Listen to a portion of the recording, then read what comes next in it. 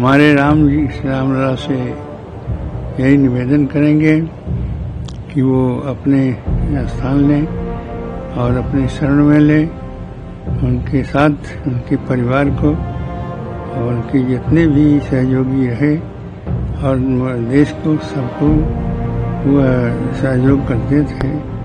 तो यह रामलला उनकी परिवारों को सहयोग करें, परिवारों के ऊपर कृपा बनाई रहे। प्राण प्रतिष्ठा में बहुत कुछ किए थे वो और ऊपर से किए, इसलिए उनकी इसीलिए तो सराहना होती है। जो जैसा करता है वैसा निश्चित है, वैसे निश्चित है सबको सुख और शांति मिलती है। वैसे उनके परिवार को सुख शांति रामलला की ओर से प्रदान की जाए और उनको अपने शरण में ले, अपनी आत्मा को, उनकी आत्मा को शांति मिले, उनके परिवार को शांति मिले। देखिए, बहुत दुख की बात है, क्योंकि रतन टाटा जिस प्रकार से वो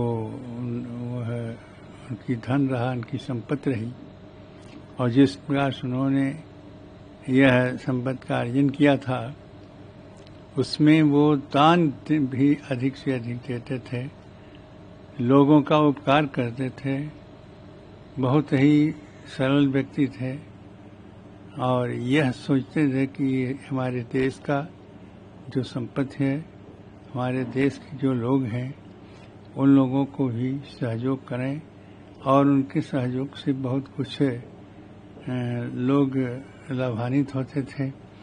इस लाभ से लेकर के आज कोई भी ऐसा कहने वाला नहीं है कि रतन टाटा में ये दोष रहा और ये पैसे जो कमाते थे, पैसे का जो अर्जन करते थे, वो केवल अपनी संपत्ति को बढ़ाने के लिए नहीं, बल्कि वह ऐसा करते थे कि गरीबों को और बड़े अच्छे अच्छे स्थानों को वह दान देते थे। दान देने के बाद में उनको बड़ी सुकून और बहुत प्रसन्नता होती थी। जब उनसे पूछा जाता था तो यही कहते थे, भाई ये संपत्ति हमारे देश की है और देश के लोगों को यदि सहयोग हो जाए तो बहुत अच्छी बात है।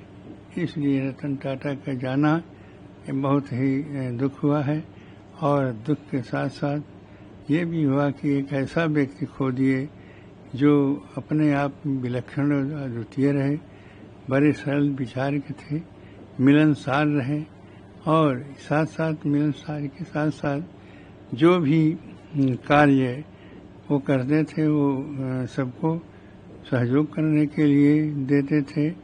वह उनकी जो भी कार्यशैली रही वो सराहनीय रही, वंदनीय रही, आदरणीय रही।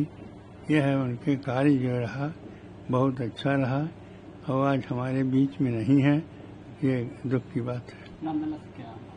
हमारे राम जी श्री रामलला से यही निवेदन करेंगे कि वो अपने स्थान लें और अपने शरण में लें, उनके साथ उनके परिवार को और उनके जितने भी सहयोगी रहे और देश को सबको वह सहयोग करते थे।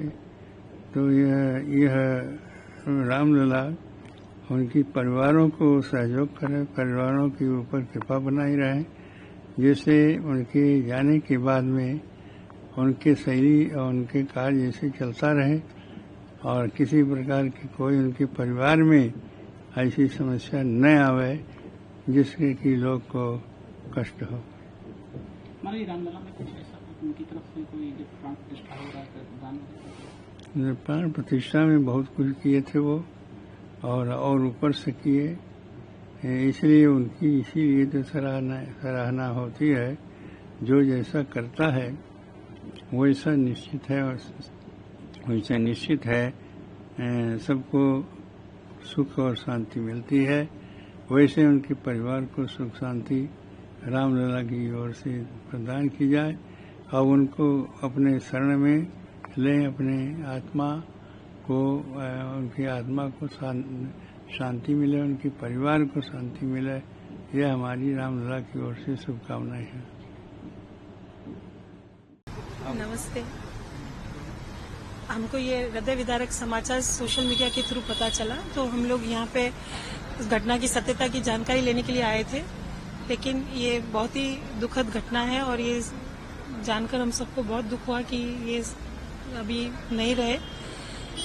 लेकिन बहुत बुरा लग रहा है कि रतन टाटा जी जो हैं वो हमारे हृदय पे, मतलब सही कहो तो सही में वो राज कर रहे थे। जो भारत की अर्थव्यवस्था को उन्होंने देश और विदेश में इतना उन्होंने आगे बढ़ाया, नाम किया। आज पूरा देश श्रद्धा से जब भी टाटा ग्रुप का नाम आता है तो मन में एक बहुत बड़ी एक सम्मान की भावना आती है।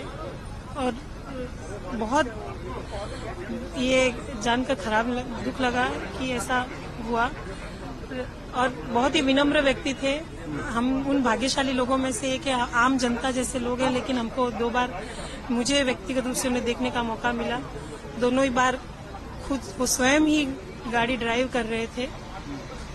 तो इतना बड़ा व्यक्ति और इतनी अच्छी गाड़ी, इतने अच्छे से उन्होंने ब्लू चेक्स का शर्ट और एक जीन्स पहनी हुई थी। और जब ताज होटल के बाहर वो आए तो उन्होंने चाबी दी, दरबान का पीठ थपथपाई। दोनों ही बार मैंने यही दृश्य देखा था।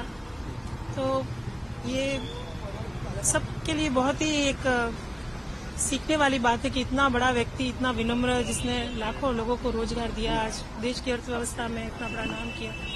और सही में कहूँ तो एक पारसी समुदाय से जो आज रियल में जो कहते हैं कि वो दूध में शक्कर की तरह घुल गए, आज पूरे पारसी समुदाय का आज मतलब नाम गर्व से, और पूरे भारत समाज का, पूरा एक देश का नाम जो उन्होंने ऊपर किया, उनके लिए अभी शब्द भी कम पड़ते हैं, क्या कहें उनके लिए।